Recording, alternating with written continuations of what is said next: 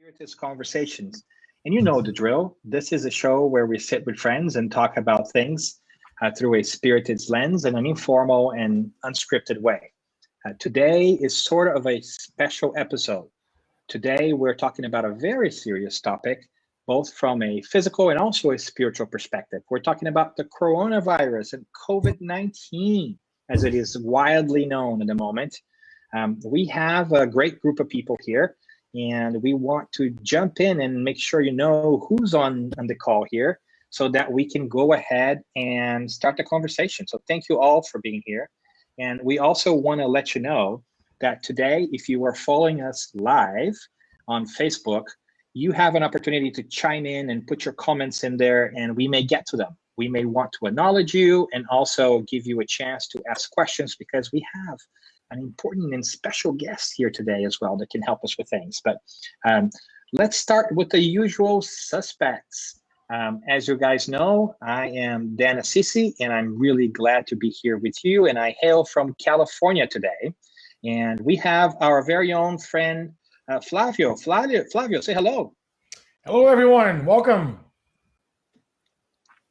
Where are you hailing from today, Flavio? I am from my home office because we're in the lockdown here in Massachusetts. We're not supposed to leave our houses. So good old Massachusetts. Awesome. Great. Thank you. And we also have our friend Suzana. Suzana, you want to say hello to folks? Hello, everybody. I am from my home in Miami. Ah, look at that. A very distinct group of folks. And you know, the usual suspects. But we also have our very own Sonia Doi. Dr. Sonia Doi, can you say hello to us? Thank you for being here. Hi. It's a great pleasure and honor to be part of the group today. And I'm talking from Maryland. Well, wonderful. And Sonia, tell us a little bit about your participation in the spiritual movement, because we're very excited about having you here with us today. So I am with the Allan Kardec Spiritist Society of Maryland, but I'm also with the Spiritist Medical Association. And can I tell you a little bit about? Oh, please. Absolutely.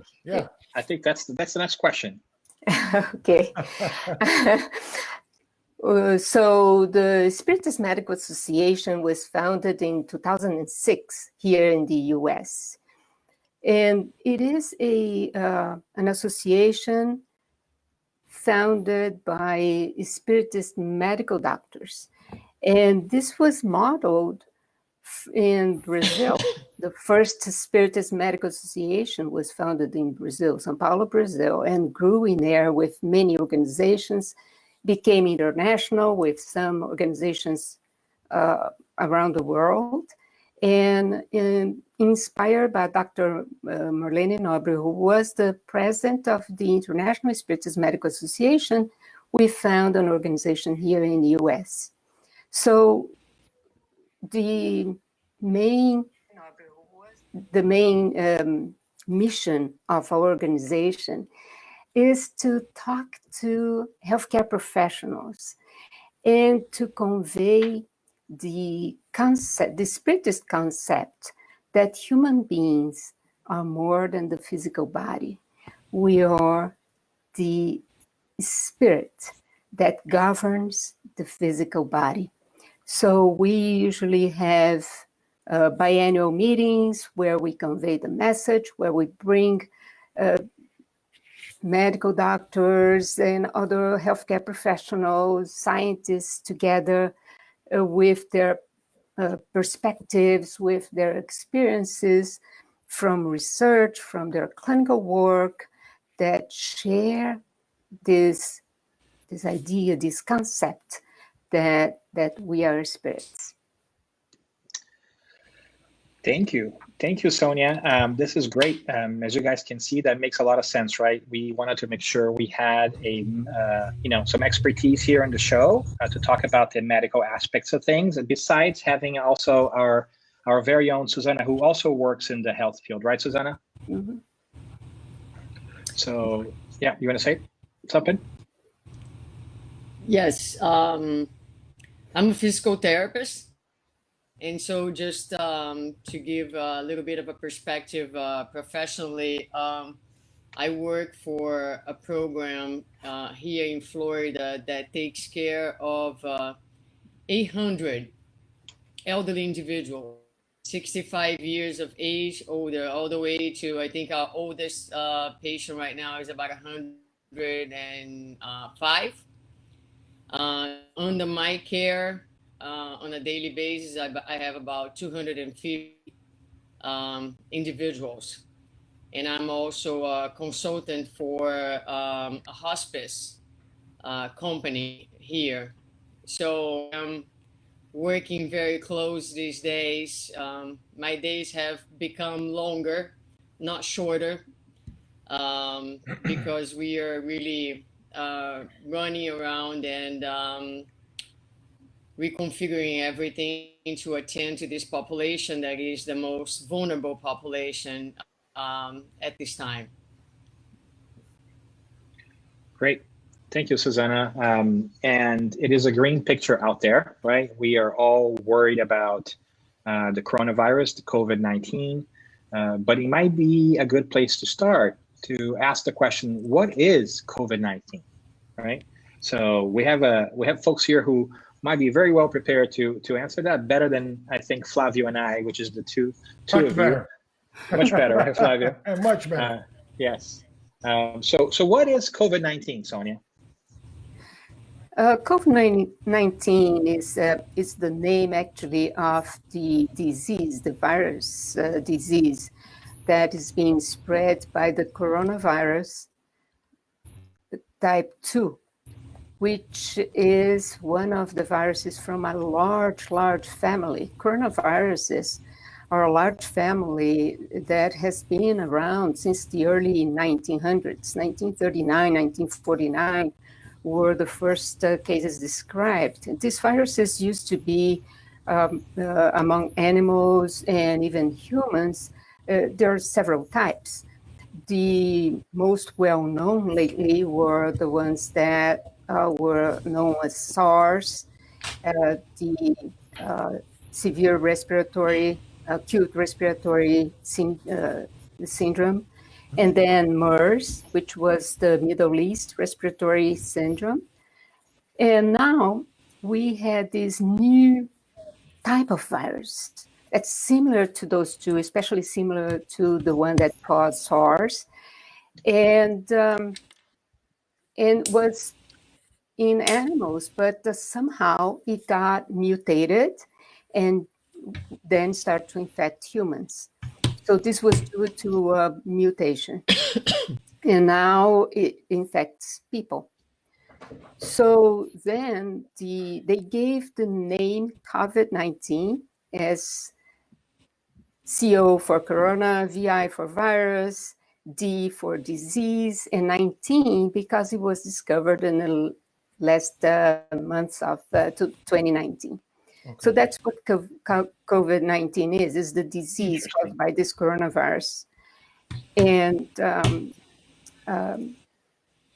as you know, it's a virus that it's unknown so far. I mean, we don't know much about it. We have been, the scientists have been studying very, very hard just to give you an estimate of how hard they are working on this. I looked at the database of scientific papers published, and since COVID-19 came out, there's more than 1,000 papers published. So this is from December this year or January this year to today. There's more than 1,000 papers, meaning scientists are really trying to know better how this virus operates. How does it infect people? How it spreads? What are the symptoms that it causes? Which organs are affected? So all this has been, and that's why we don't have a vaccine yet, because this was not a known virus. We don't have a medication that's proven effective yet. so all this is under development. Okay. Great. Thank you, Sonia. I think that's a great primer. And I think that we are all worried about this, right? I think that the whole world has literally stopped in a way. And I think we're all worried. Like, you just heard somebody coughing out here in the broadcast. Aren't you glad you are remotely watching this? And we are quarantined in our own individual houses. But there is this ongoing fear that if we catch the coronavirus, that we may die, right? And so how realistic is that? And what are we looking here? Because I think at this point in time, there's also other flus and other things that generally go around. Is that right? That's correct. And I think everyone has heard this. The virus, most people, like 80% of the people in a general way, have very mild symptoms. And 20% are very, very severely affected. And these people who are severely affected need to be hospitalized because they need respiratory assistance. They need to be put in a machine to breathe. And that's the big problem, because if you account for 20% of a certain population, it depends on how many hospitals are equipped to receive those people. And this is why this is a very contagious disease. And this is why we have to really be very cautious. And it's very important that we maintain social distance. Sometimes people say, well, I'm not in the risk group. Yeah, but there's a lot of people who are asymptomatic, no symptoms or very mild symptoms like any other cold or flu or any, and they might be transmitting the disease to somebody who is in the high-risk group. So it's not just the elderly, and Suzana here is working with the elderly group. That's probably one of the most affected, but we have seen children dying from this disease already, because if one has a weak immune system, whatever the background disease is, if this person, a young person, is affected by any other disease, they are at high risk. So Sonia, for the folks that are joining us right now, as we're talking about COVID-19, right, and the aspects that we hear and see from the spiritual perspective, is this the end of the world? Are we all going to die, thanks to this virus? Thanks for leveling it, Flavio. Thanks for making me real. And actually, a lot of people are thinking this is the end of times, right? Yeah, is it the end of times? I mean, let's be honest, right? That's what we do here is Spiritist Conversations. Just bring honest and candid and transparent topics. Is this the end of the world? We will all die one day or another, right? That is correct. That's correct. So, but it doesn't mean that we are all going to die from this disease. So there are several perspectives. One is that, as I said before, 80% of us may be infected and not die. As we have seen in China, a lot of people have recovered. Other people who were infected in other countries have already recovered. So 80% are probably going to survive, as well as from a flu or other cold. From the 20% of people, there is 1 to 3% lethality, meaning 1 to 3% of those may die.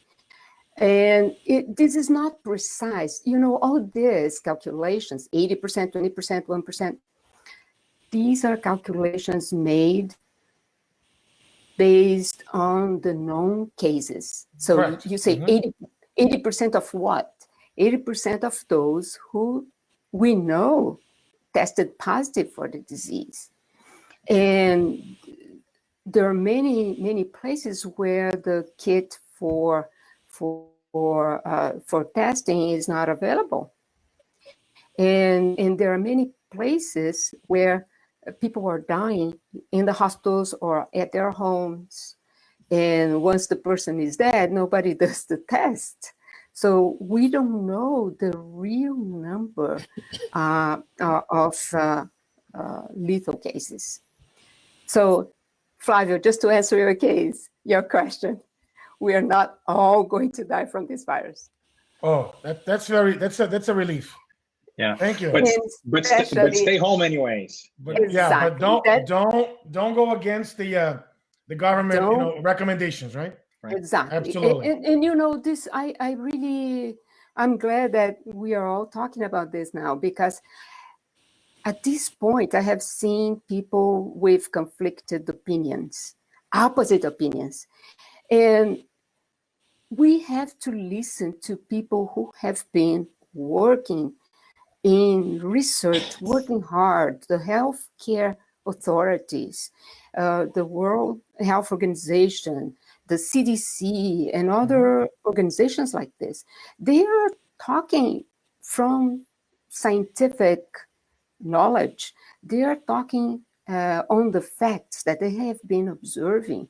So they have a reason to say social distance is important. Hygiene is important.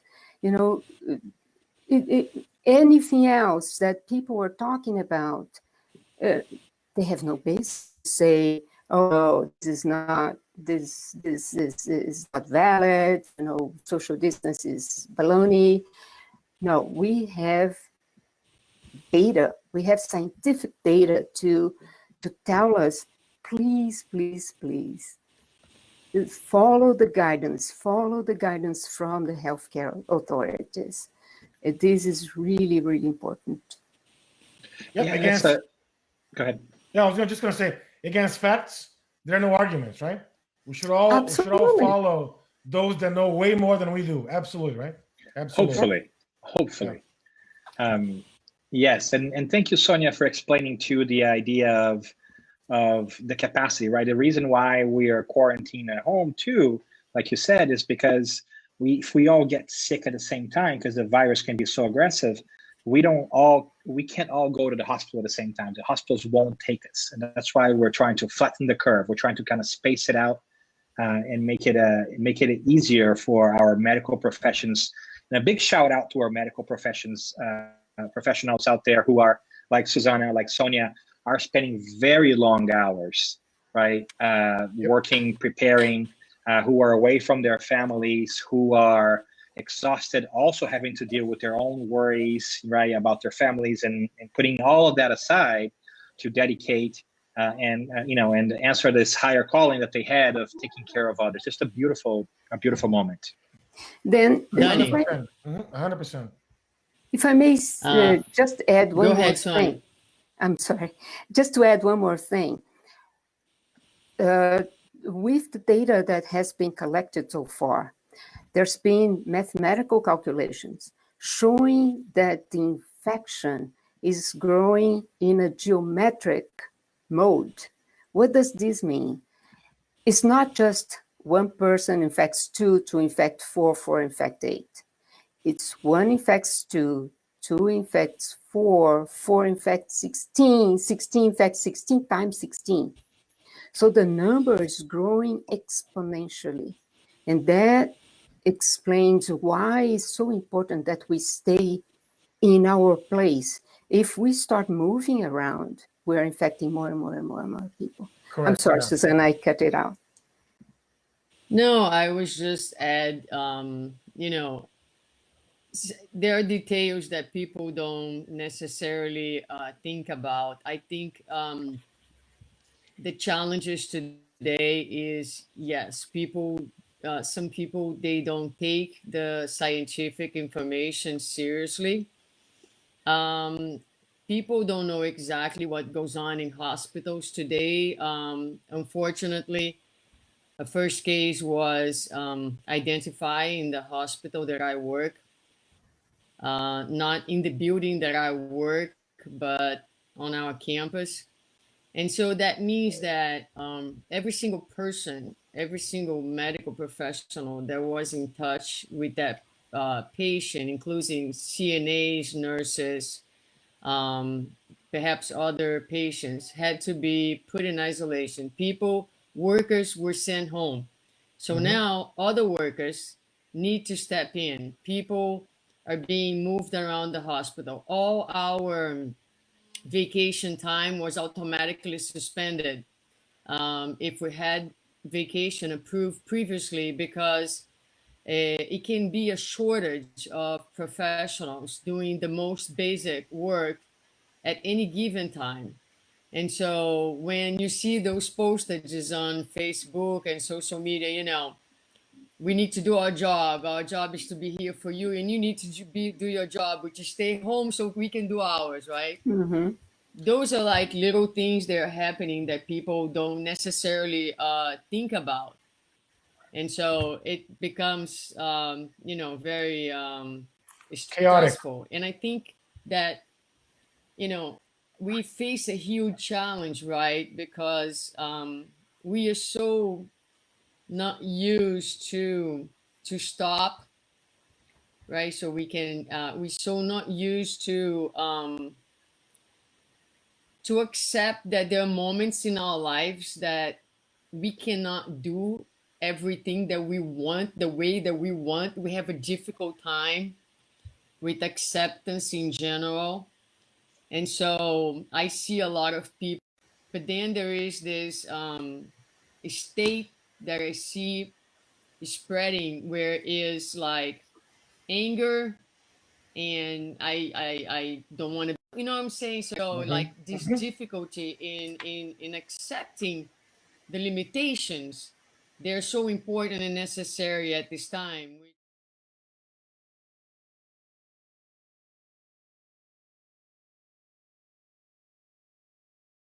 Sentence, join the club.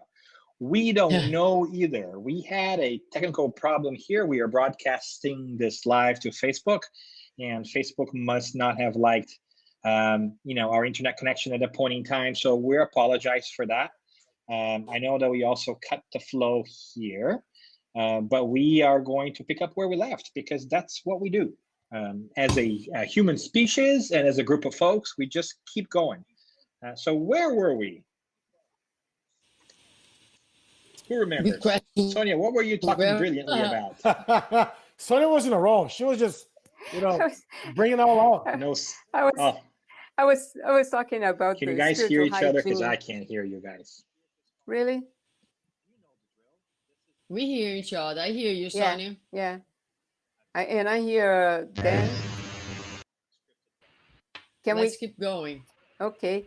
Yeah. So I was talking about spiritual hygiene, and this Correct. article that actually was published by a social worker in 2016. She's from the University of Ontario, and she talks about spiritual hygiene, and she makes this analogy with our hygiene habits, brushing our teeth, taking a bath, etc. And she says, we do this to maintain good physical health. Why don't we do spiritual hygiene to maintain good mental health? Because we are living under a stress condition every day with different things that stresses us out. So she was talking in this article about several spiritual practices, including prayer, meditation, not necessarily linked to religion, but spiritual in a broad sense. And so at this moment, I think that as spiritists, we have good resources to follow, to do our spiritual hygiene. And you know, as you were talking about, Suzana, there's a lot of people who feel so angry because they're confined in their houses, or because they don't know what's happening and they are afraid that they may die or something. All this is a situation very stressful. It's stressful just because it takes us out of our habit, our everyday routine. So it's out of our routine, we get stressed. And it's a good time for us to practice not only our physical hygiene, but also spiritual hygiene by praying, by meditating. And in Spiritism, we have a very good resource of explanations that explains to us why we should keep our hopes, why we can understand how things like this happens. So I think you guys can elaborate more, and otherwise I'll be talking We here can. all night. I just want to, before we get into the whys, adding to the spiritual hygiene, it's so funny how everything that is material is so incredibly neutral, but it can become a very good thing, like technology. Right now, we are connected, and that's an amazing thing, right? It's amazing, it's phenomenal. The fact that we can be together having this conversation in 4 different states in this country. And we also connected to, let's say, WhatsApp groups. And I have to tell you that I have mute many of my WhatsApp groups because as a result of this state of anxiety, there is nowadays, I don't know if you guys have experienced that, but this flood of like messages being sent over and over and over. And I wonder, people are home, and are they spending the entire day just doing that? Like on social media, reading about it, talking about it, and sending messages about it. I mean, part of it is okay, perhaps, seeking a balance in that, mental hygiene. Yes, you want to be informed, and yes, you want to connect with people, but yes, take advantage and disconnect from everything and open a good book and feed your mind and feed your brain with something else. So I'm trying to work, and I'm trying to deal with all this, like, reality. And I had to really disconnect from some of these groups. And in some of them, I even said, folks, take a deep breath. And what are you feeding your brains with, right? So just a thought. Go ahead. No, it's a great point. So even for immunological perspectives, right? Like stress and anxiety lower our immune system. So it's counterproductive for us to be freaking out about this thing, right? Sure, it's a big deal and it's a horrible virus. Let's be clear about this. Nobody's minimizing that. Minimizing, right? Nobody's minimizing that, right. yes. Yeah. But at the same time, we also need to make sure that we give ourselves the best possible mental health environment that we can, because the physical damage that the virus is going to cause us is not the only damage. I think that we are going to have like post-traumatic stress from this, right?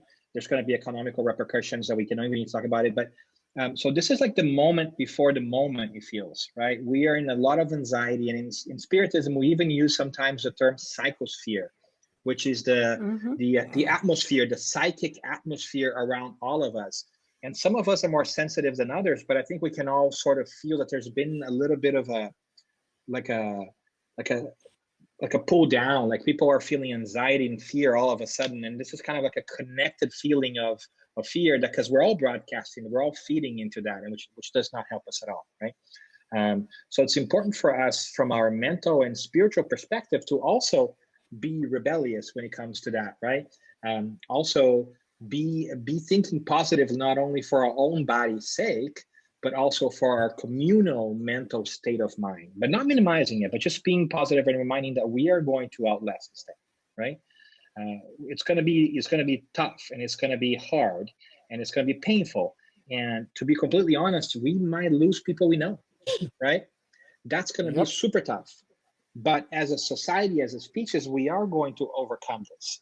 And I think that one of the things that we haven't necessarily dealt with as a society is this fear of death, right? I think at the core of COVID-19 and the coronavirus is this fear that we can die. And funny enough, well, not funny at all, worse, a really bad choice of words, but interestingly, Spiritism is really well equipped to address that because, from an empirical perspective, we have time and time again researched and validated the fact that life goes on, right? So we are, even if we lose our physical body, we don't disappear. We're not gone. So I think that there is a reason for us to kind of go back to what Suzana was saying, which piggyback on what Sonia started with mental hygiene. There's an emotional component that should benefit us as well, right? And along those lines, I think the question to ask is, what are we learning from COVID? Like, what's COVID teaching us from an emotional and spiritual level, right? I think Suzana started touching on that of this is a moment for reclusion and for reflection, right? What do you guys think? I think that there's a lot to learn from so many aspects. Then I think that we learn from Spiritism that everything has an objective to propel humanity, to make humanity progress. Even with something as bad as this, we have seen science progressing because there's going to be more knowledge. There's going to be technology is advancing rapidly to produce more resources for hospital, for equipment, for medication, for vaccine. So there is already a scientific progress there. But there's other things that we are learning. As we get, in our homes, we are now living with our family. We have a moment that usually we don't. We are working all day long. We come back home at evening, and we have very, little time with our loved ones. Now we have all the time during the day, and we can use this for our own to understand our own problems, our interactions with our family members. We can use that to improve ourselves. It's a moment that we can go inside and meditate and think about what we can do to improve ourselves. And one of them is to improve the interactions with our family members. Yeah. So Sonia, thank you for sharing that, because this is a balm and a blessing and a very positive, connotation or take on the this whole pandemic, so to speak, right? We have more time with our families, we have more time at home, but at the same time, right, when we look at folks that are alone, when we look at folks that are with not the best of their abilities, right, to from a cognitive, mental, spiritual speaking sense of things, how do we tell them? What are the things we can tell them, right, to really calm their minds? You say, you know what, as Jesus taught us, pray and watch, right? Let us all do our parts, but let's never forget that while everything is going under control, there's a higher force that controls everything. We still have to do our part, and we still have to be positive and optimistic about the whole situation. How do we get all these things together, right? Stay positive, do our parts, amidst all the that's happening in front of us. And how do we stay positive? But that's not really different from what it was before, right? If you think about it, right? Mm-hmm. So I think that if you think about it, COVID just gave us a forced timed out, right? Because we have already been struggling with all this stuff anyways. We have been seeing more than ever people struggling with meaning and purpose. What do they want to do from their lives? This just happens to be like a forced timeout that nature is giving us so that we actually have a chance to go and think deeper about this, right? But it's really not new if you think about it. It's just that it's now we have this time to kind of learn how to do this. For instance, one interesting thing that I find from this reflection, Flavio, is this idea that we are kind of like being forced to learn that caring for others is good for us, right? We all knew this, but look at this. Now we are all, look, here in the US at least, right? Most of us are in a shelter-in-place orders where you don't leave your house unless you really have to. And that's not only for you not to catch the virus, but more importantly, so that you don't spread the virus to other people, right? So that has been teaching us to be a little bit selfish, right? A little bit less selfish, because it's not about us getting the virus only, but it's also those who are immunosuppressed or immunochallenged or at risk category.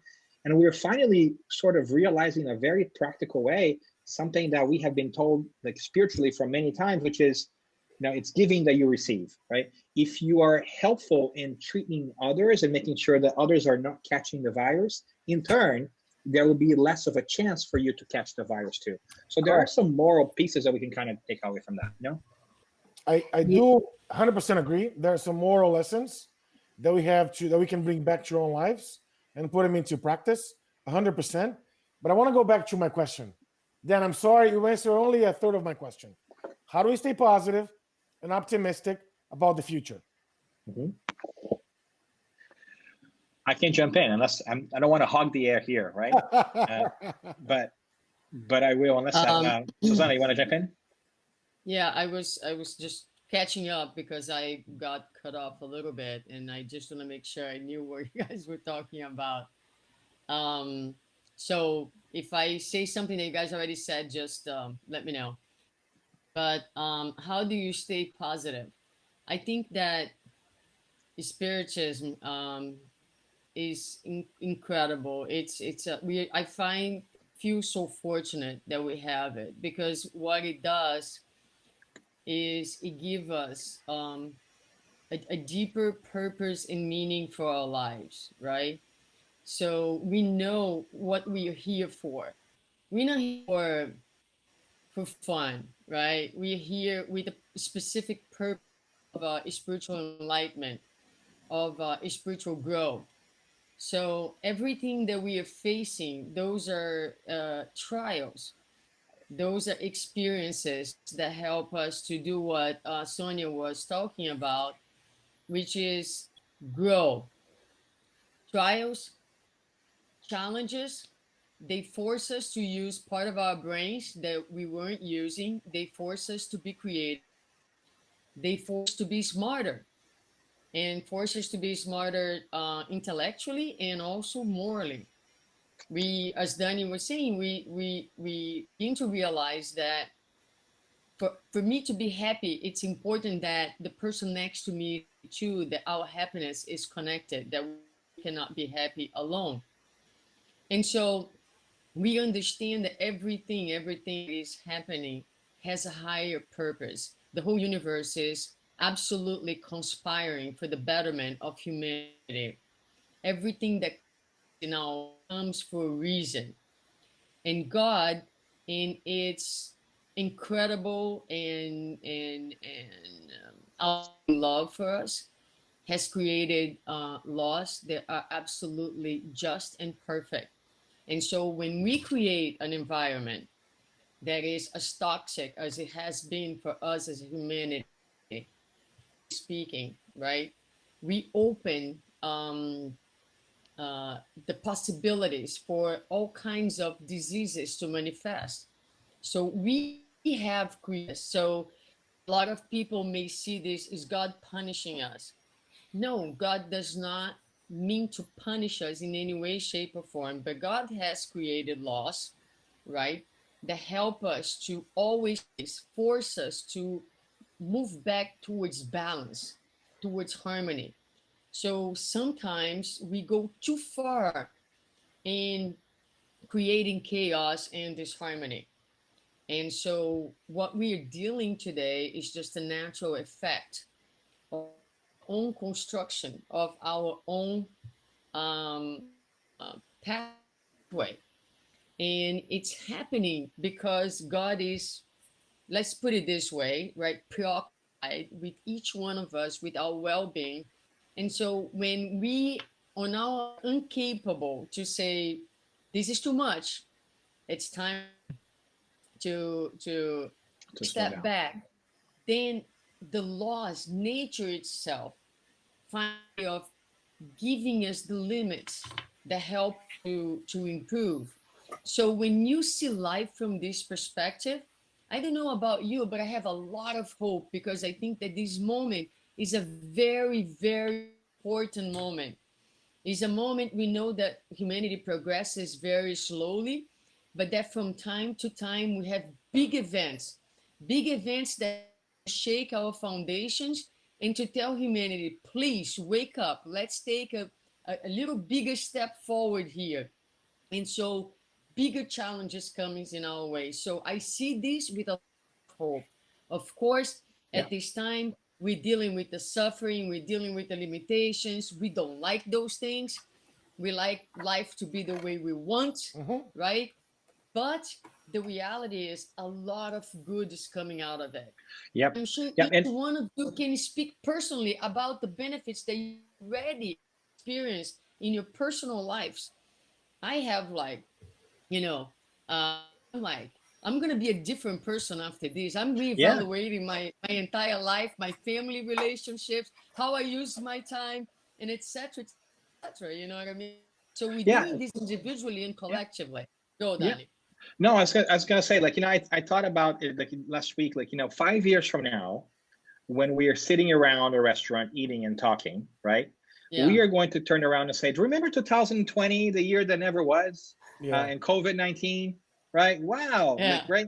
So how was life different then? And then we might have conversations such as, wow, since that day, now, what are the things that I'm doing differently now? Well, I used to spend a lot more time thinking about my career and work, for instance, and thinking that was giving me meaning, and I shifted. And I realized that what's really most important to me when I was afraid of losing it is to be with my kids, right? Or to be with my partners, or to spend time with my friends, or to be more involved in community work, right?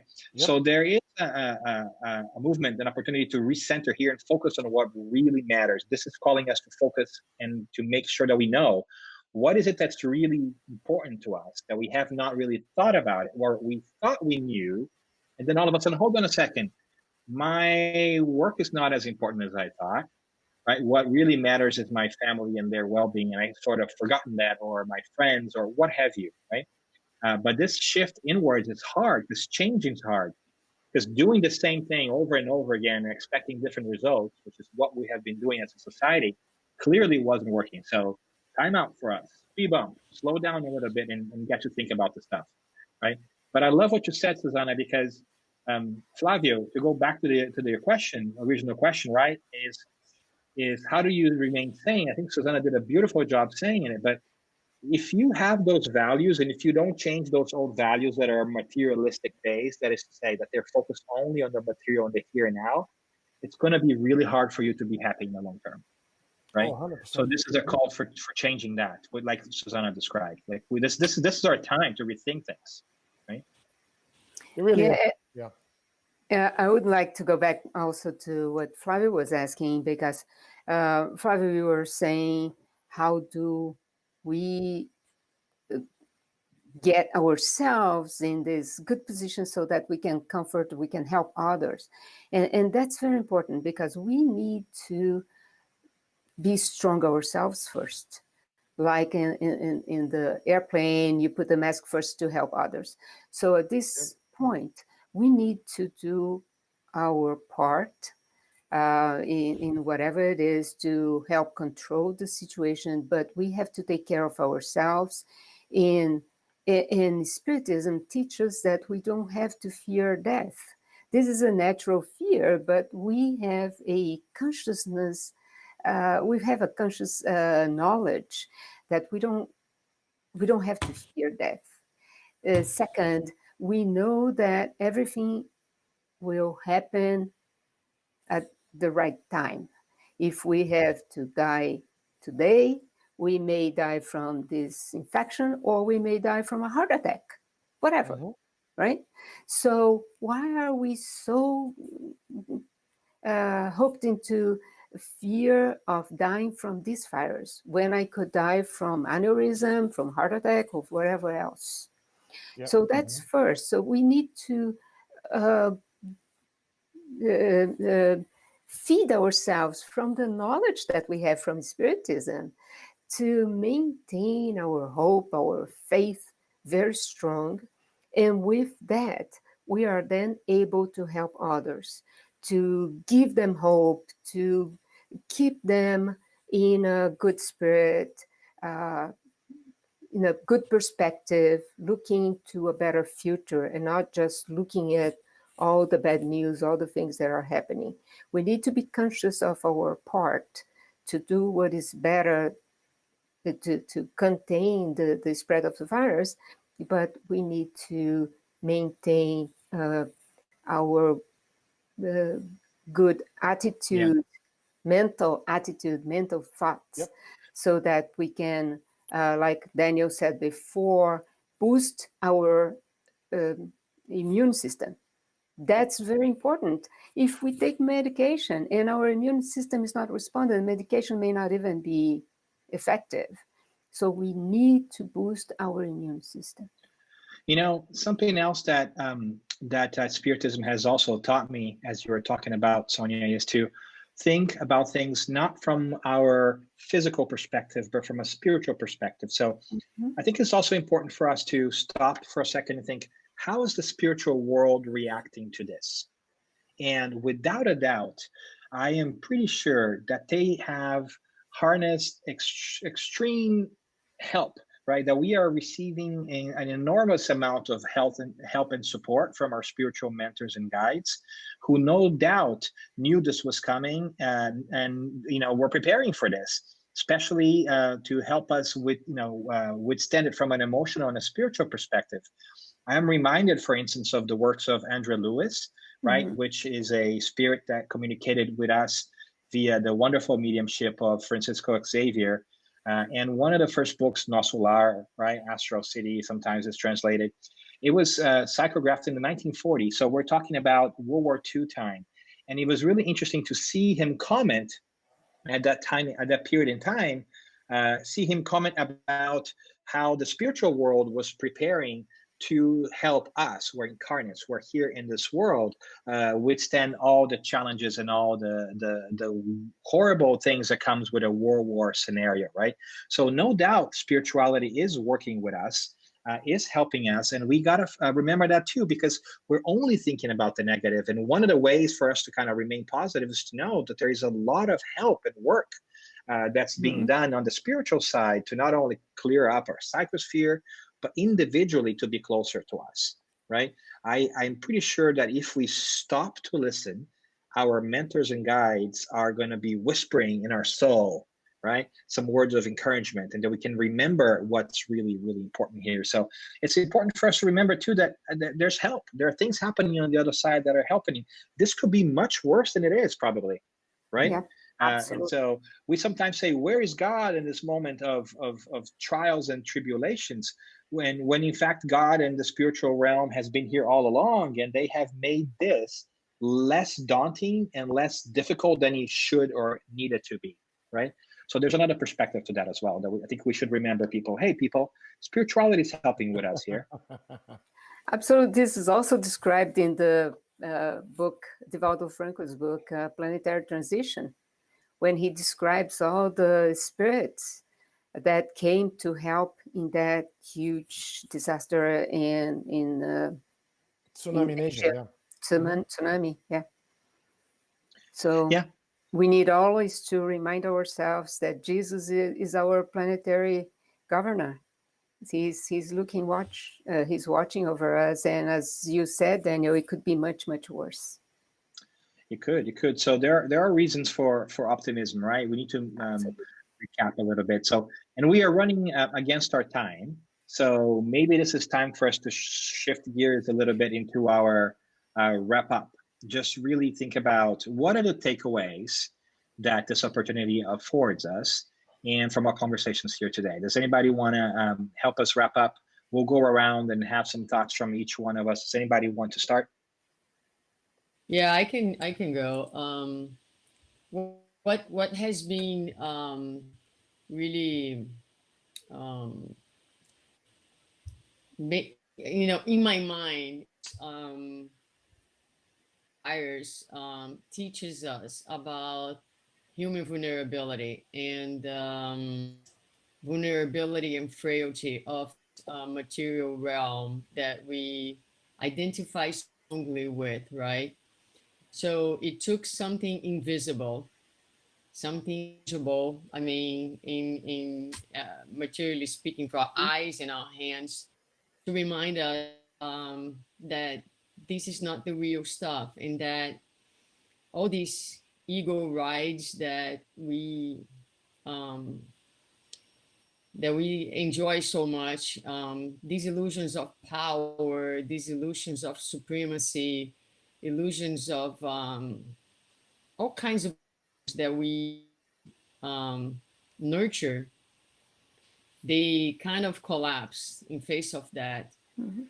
And it's a funny thing what I'm going to say, although like Danny said, it's funny, but working with terminal patients, in two different fronts, I'm always confronting that. And often I go to the funeral of my patients to be with the families, and always, don't take this wrong, but I always like going because actually seeing the body reminds me. And it's funny because we tend to forget that this is just a garment. This is not real. Yep. They are immortalists and we are spiritualists.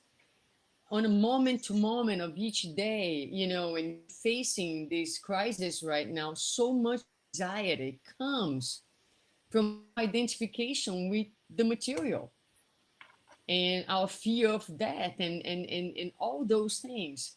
So it's I always find that a very interesting exercise, just to go and see the body and say, this is not that person. The person did not die.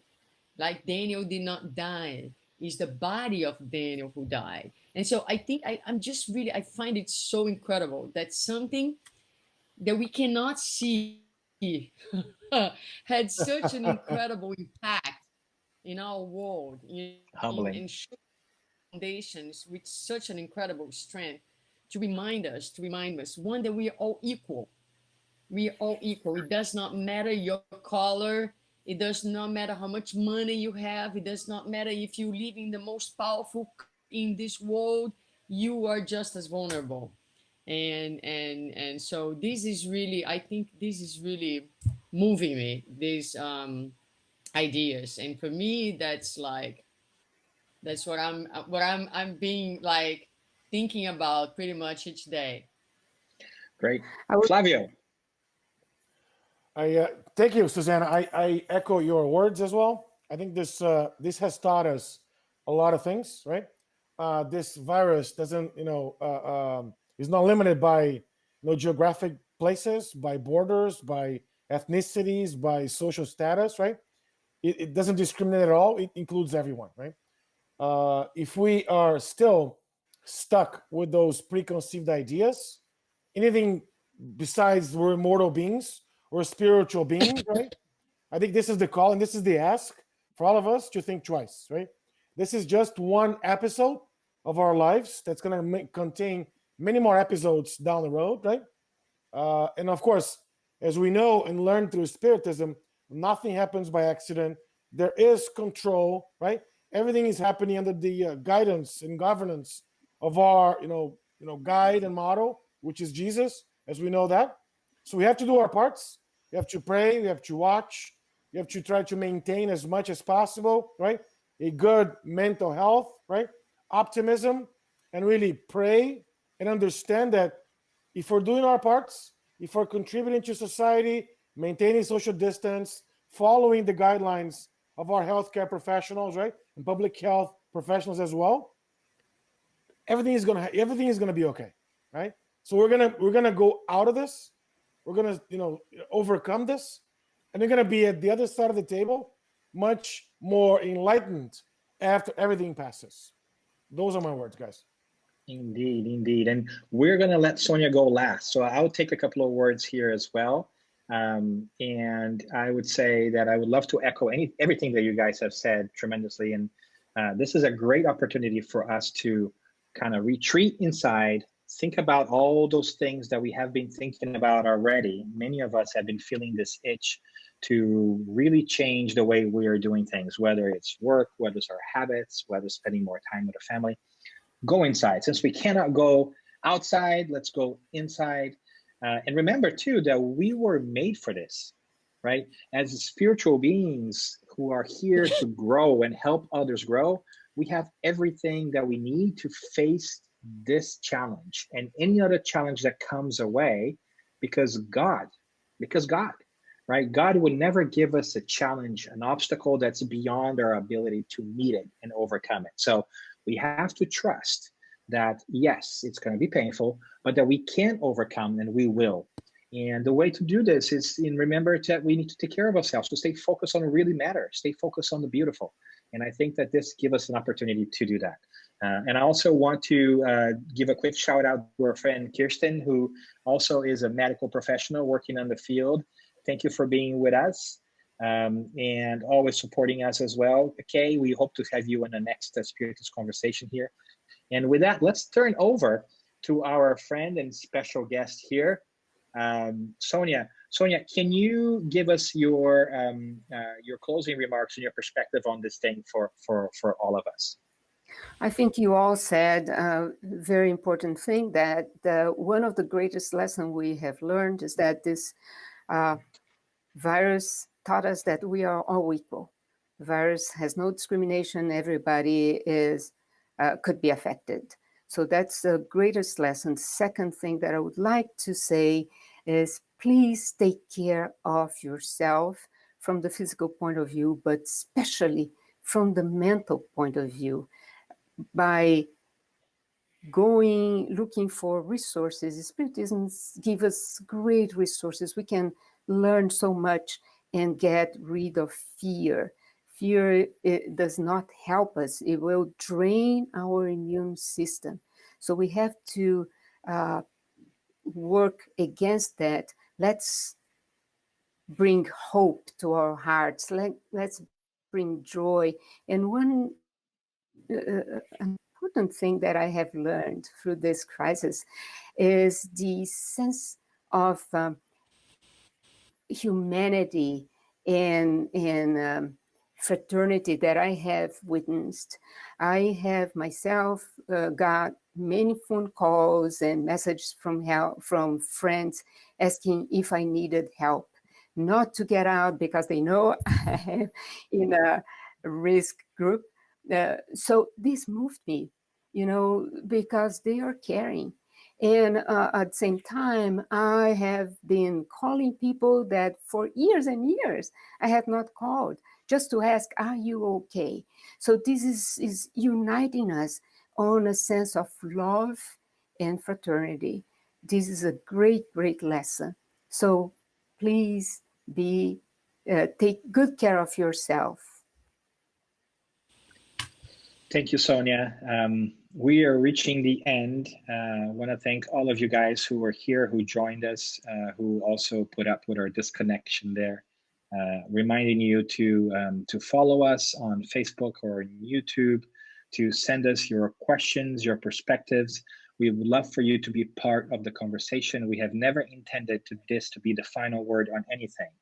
This is a program on a show where we just get the ball rolling and hope that you take that further by talking to folks you know, folks you don't know, whoever it is that is near you and that you want to talk about. And of course, engage with us as well. Special thank you, of course, to our friend, Dr. Sonia Doi, who leads the Spiritist Medical Association here in the US and internationally as well. Thank you for that, Sonia. Thank you for being here. And Thank you so much. And the SMA is such an incredible resource, especially in these times, right? In these types of need, and understanding who else is better equipped to understand the nexus between health and spirituality. So thank you for being here. And Sonia, I know that that the SMA, the Spiritist Medical Association, is available on Facebook, right? And I think you guys have a website as well. Can you help us understand how to reach you guys, how to follow you guys? Yeah, we have a website that actually is being with helps for some friends.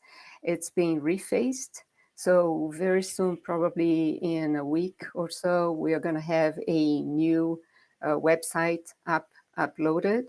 And our address is www.sma-us.org. And if you get into our webpage, there's a link for the Facebook. There's also a link for videos, and you can see videos from our past congresses. You can see a lot of videos that we have uploaded there. So I appreciate your support, Daniel. I really appreciate the opportunity to be here with all of you. And if anybody has any questions about SMA, please go into our website. There's a link. You can send us a message. Thank you. All right. Thank you. Yeah, Flavio, I think you're muted. You want to say goodbye to everybody was? I unmuted you. Oh my God, he muted himself again. This is typical of our conversation over here. I am going to channel the spirit of Flavio. You can go ahead, Flavio. I was just going to ask, is there a better rap than this? Thank you so much, Sonia, for those great words. Thank you. Thank you. Thank you, guys. Thanks, everyone. Thank you. Bye. Good seeing you all.